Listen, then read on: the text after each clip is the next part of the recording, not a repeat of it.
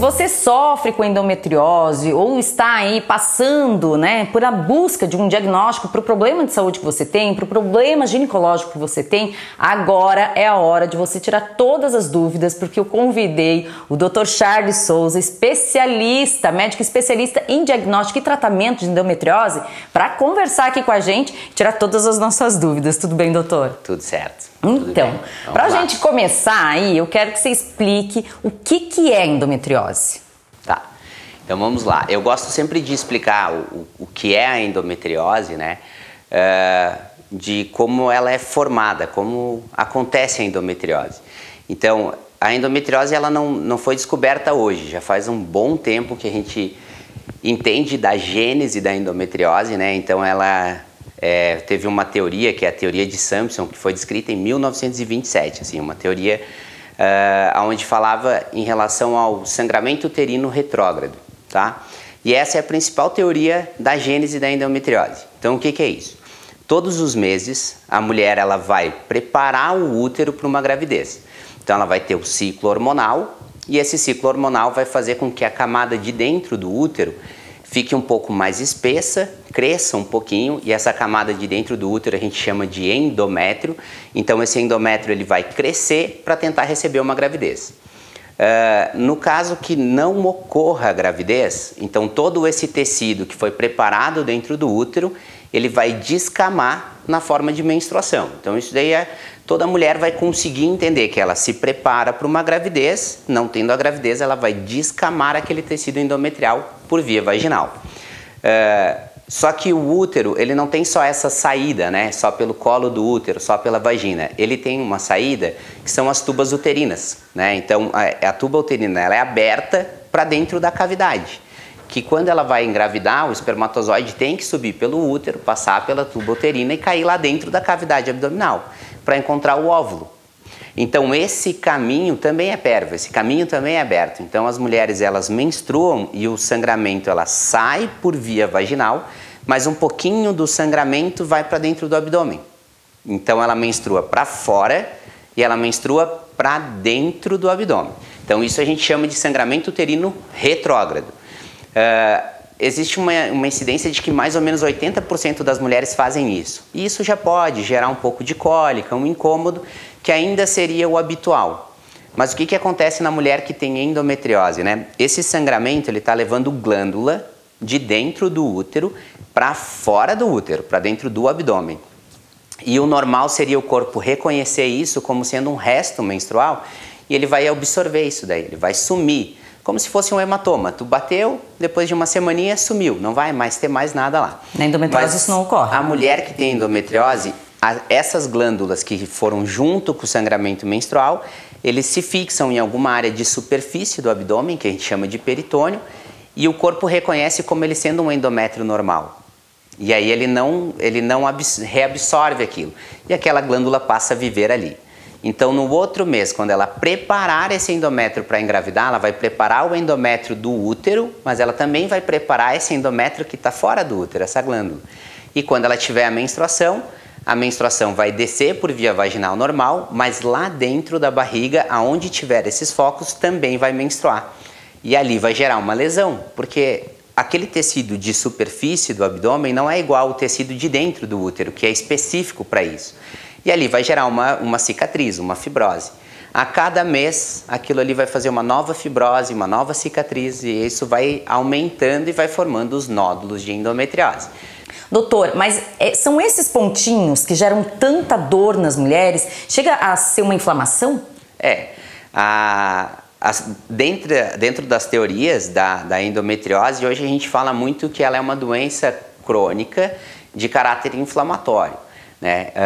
A dor vem da inflamação. Às vezes eu explico assim, se você fizer um pequeno corte na pele, sem infecção, sem pus, sem bactéria, só um corte. No outro dia vai estar um pouquinho avermelhado e se você encostar, está doendo, está dolorido, então ele está inflamado. Mas a inflamação é necessária para ter uma cicatrização. Não existe cicatriz sem inflamação. Então esse processo, todos os meses vai gerar uma lesão, onde vai estar a glândula, né? A gente chama esse tecido que recobre todo o abdômen de peritônio, por isso endometriose peritoneal. Então a glândula está lá nesse peritônio, ela vai sangrar e isso vai gerar uma lesão, consequentemente um processo inflamatório, e depois dessa inflamação vai gerar uma cicatrização, uma fibrose. Então todos os meses a paciente desenvolve um processo inflamatório na pelve.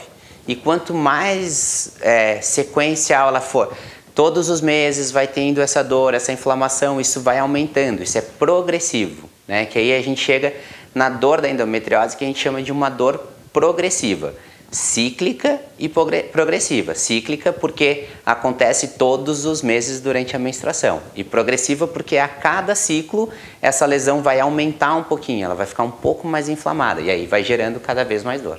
Por isso que a gente fala que no diagnóstico ou no tratamento da endometriose, ou até mesmo, né, quando você sente os sintomas, desconfia, sentir dor não é normal. É necessário buscar um atendimento médico de um especialista para, né, fazer esse diagnóstico. E aí quando chega no consultório, o diagnóstico primeiro é clínico. Primeiramente é clínico. A gente tem em ginecologia a possibilidade de fazer diagnóstico de doença muito com a nossa clínica, né? E aí quando eu falo em clínica é a história, a anamnese, é o que a paciente vai nos contar, e claro, uma anamnese dirigida, então a gente tem as perguntas certas para fazer para o paciente, para você entender se essa paciente ela tem essa chance de ter endometriose ou não, e o exame físico. O exame físico é essencial assim na endometriose, né? A grande maioria das lesões de endometriose, elas são palpáveis no exame físico, a gente consegue identificar isso, né? Claro, um exame físico especializado, né? Para quem trabalha com isso é um pouco mais fácil. Então, em relação, acho que ao diagnóstico, a gente tem que falar um pouquinho, talvez, da parte clínica da endometriose, né?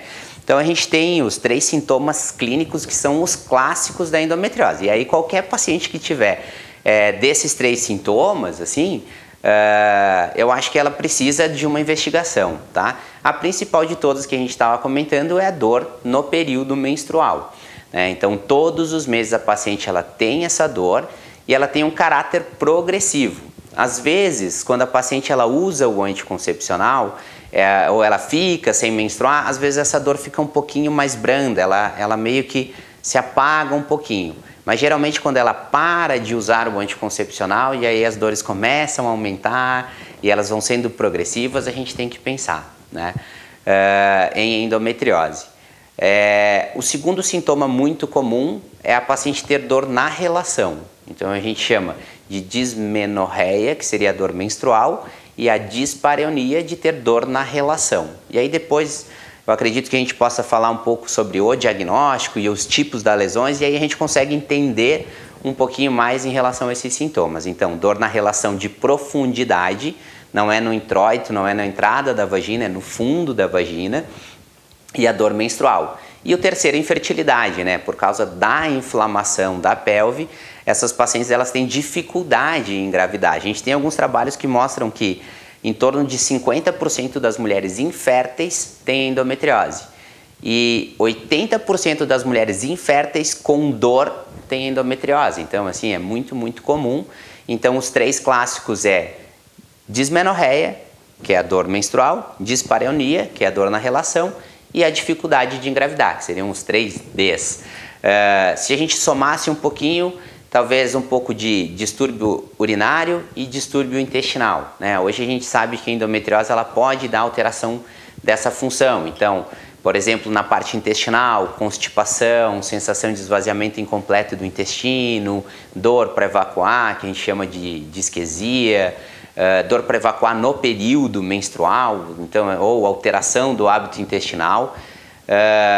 Alteração do hábito intestinal é muito comum, aquela paciente que durante a menstruação vai desenvolver diarreia, ou constipação crônica, ou dor, né? E a mesma coisa da parte urinária, urinar, acordar várias vezes à noite para urinar, não sentir que a bexiga está muito cheia, ter que correr para o banheiro. Então, são algumas alterações da endometriose em si. Ok, você aí que está assistindo esse vídeo já se identificou com algum desses sinais, desses sintomas que o doutor falou aqui. Agora então presta atenção porque a gente vai falar sobre o diagnóstico. Tá. Então vamos lá. Em relação ao diagnóstico, Lizzy, é o seguinte. Por muito tempo foi dito que o diagnóstico da endometriose era feito por laparoscopia, né? E hoje eu acho que essa afirmação, ela já não condiz mais tanto com a realidade, né? A gente já evoluiu, né? A gente já evoluiu, exatamente. Então, o diagnóstico da endometriose, para mim, hoje, ele é clínico. Então, quando a paciente chega com todo esse histórico florado de endometriose, dificilmente essa paciente não vai ter esse diagnóstico, né? E aí a gente passa por alguns exames complementares. O exame físico é essencial. E dos exames complementares, hoje a gente tem à disposição a ultrassonografia com preparo intestinal e a ressonância magnética, tá? Isso é discussão de tema, de congresso, qual é melhor, a ultrassom ou a ressonância, né? E são escolas diferentes. Na verdade, eu fiz especialização em São Paulo. E na minha especialização em São Paulo, eu fiz essa parte de especialização de ultrassom e São Paulo usa muito a ultrassom como exame diagnóstico. Hoje eu faço parte do Instituto CRISP, que é uma equipe do Rio de Janeiro que usa muito a ressonância como diagnóstico. Então hoje, para mim, os dois exames são essenciais e tem algumas diferenças, né? Você, no teu consultório, para o teu diagnóstico, você eu utiliza utilizo os a dois. ultrassonografia com preparo intestinal e no exame pré-operatório eu uso a ressonância. Entendi. Então, assim, para diagnóstico, a ultrassom ela tem uma vantagem grande, porque ela é um exame dependente de quem está fazendo, mas ele é dinâmico, eu estou vendo na hora, eu consigo entender onde está a estrutura, eu consigo ver o deslizamento entre as estruturas. Lembra que eu te disse que a endometriose é uma fibrose, né? Então, se você tenta mobilizar o útero e você vê que tem um tecido durinho lá atrás que não se mexe tanto, ali já tem uma tendência de ser endometriose. E aí o diagnóstico ele sai um pouquinho do ultrassom transvaginal normal, né, o habitual. Porque geralmente nas clínicas de radiologia, quando o médico, o ginecologista, ele pede uma ultrassom, ele pede ultrassom transvaginal. E isso vai te mostrar como está o teu útero e como está o teu ovário, a anatomia deles. Agora, a endometriose é fora do útero, é fora do ovário, os locais mais comuns, né? Ligamentos atrás do útero, que é o ligamento uterosacro, tem um espaço de fundo da pelve, que a gente chama de fundo de saco. Existe a possibilidade de estar na parede do intestino, estar dentro até do ovário, na parede do ovário. Então, a gente precisa fazer esse exame olhando para fora do útero, né? E aí, com essa ultrassonografia com preparo intestinal, quando bem realizada, ela tem uma excelente acurácia, assim. A gente tem, quando nós vemos a lesão de endometriose, a gente pode dar próximo de 100% que aquilo é endometriose, né? Então, assim, é um exame que é muito bom de diagnóstico, de confirmação. Eu posso te dizer que você tem endometriose. Mas eu acho interessante a gente, só um parênteses aqui, que quando você não ver a endometriose, aí esse exame não pode excluir. Que muitas pacientes elas têm ainda pequenos focos que não geraram grandes fibroses. Então você pode fazer às vezes a ultrassom, essa paciente não ter nada na ultrassom, e aí o que eu geralmente falo para a paciente? Provavelmente você tem a endometriose, mas ainda muito superficial, que ainda a gente não consegue ver, né? Existe um atraso no diagnóstico de até 10 anos às vezes. E essa paciente ela fica esperando até que um dia a lesão vai aparecer. Então eu falo para a paciente, você não precisa esperar 10 anos para fazer o teu diagnóstico. Eu já acredito pelos teus sintomas que tu tenhas endometriose e a gente vai fazer esse segmento. Hoje eu ainda não vejo as lesões, mas provavelmente tu pode ter a doença e a gente vai tratar com alimentação, com fisioterapia. Aí a gente vai pro tratamento clínico da endometriose mais leve, né? E aí é feito por uma equipe multidisciplinar. Isso. Hoje o tratamento da endometriose, ele é multidisciplinar, né? A gente tem muitas variedades de apresentação clínica, né? Então hoje a gente trabalha muito com nutricionista, numa alimentação anti-inflamatória, visando essa parte de tratamento anti-inflamatório da doença. A gente trabalha com fisioterapia para desfazer esses focos aderenciais, para relaxar essa pelve. A gente trabalha com psicologia, que envolve muito o psicológico da paciente, escutar a vida inteira que ela tem dor e que às vezes as pessoas não compreendem essa dor. Ou que essa dor é normal, né? E tanto para o tratamento cirúrgico também ele é multidisciplinar. Hoje a gente conta, por exemplo, na nossa equipe aqui em Lages, na equipe Opera, a gente tem cirurgião, eu sou cirurgião ginecológico, sou cirurgião oncológico, a gente tem o nosso colega, que é o Dr. José Emílio, que é o nosso cirurgião proctológico, a gente tem outros ginecologistas, tem urologista, então toda a equipe está engajada, né? Essa multidisciplinaridade são todos de diferentes áreas tratando a mesma doença, né? E hoje esse é o tratamento ideal, a gente já sabe isso, está na literatura, já está comprovado e é assim que tem que ser, né? Gente, vocês estão gostando desse bate-papo aqui com o Dr. Charles Souza, ginecologista, cirurgião especialista em tratamento de endometriose? Então fica ligado, porque toda segunda-feira a gente vai ter um programa novo e no próximo programa nós vamos falar sobre tratamento da endometriose.